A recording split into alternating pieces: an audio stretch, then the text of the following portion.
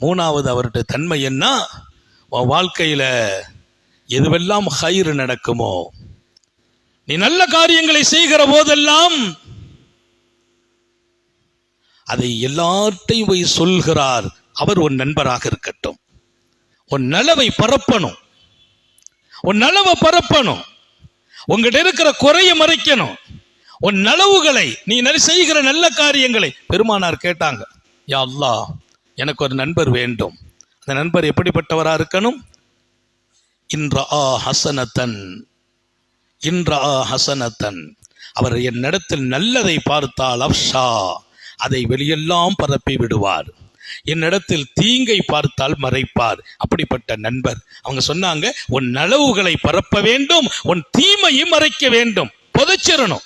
உங்கள்ட்ட ஏதாவது தப்பு நடந்து போச்சு, தீமை நடந்து போச்சு, அந்த தீமையை புதைக்கிறவராக இருக்கணும். பெருமானார் பாதுகாப்பு கேட்டாங்களாம், அவுது பிகா மிஞ்சாரிசு இன்றா ஹசனத்தன் தஃபனஹ வ இன்றா சய்யாத்தன் அப்ஷா.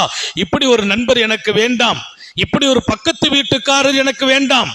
ரெண்டையும் சேர்க்கிறாங்க. ஒரு நண்பர், என் அண்டை வீட்டுக்காரர், இப்படிப்பட்டவராக இருக்கக்கூடாது. எப்படிப்பட்டவர்? என் வாழ்க்கையிலே ஹைரான நிலைகள் வந்தால் அதை மூடி மறைத்து விடுவார். நமக்கு பேர் வந்துடக்கூடாது, புகழ் வந்துடக்கூடாது, மதிப்பு கூடிடக்கூடாது என்று மூடுவார், மறைப்பார். எங்களுடைய ஏதாவது தப்பு நடந்தால் அதை ஊரெல்லாம் பரப்புவார். நான் கெட்ட பேரை சந்திக்க வேண்டும் என்று அவர் காத்து கொண்டிருப்பாரே.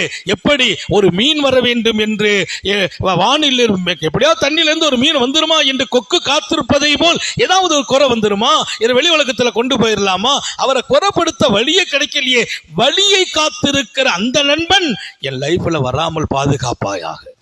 யாரு கேட்டா? ரசூல் ஸல்லல்லாஹு அலைஹி வஸல்லம். அப்ப நமது குறைகளை கண்டறிந்து வெளியிலே பரப்புகிறவர். ஏதாவது ஒரு சான்ஸ் கிடைக்காதான்னு பார்ப்பாங்க, ஏதாவது ஒரு வாய்ப்பு, எதையாவது ஒரு குறையை சொல்லி அவரை களங்கப்படுத்தணும்.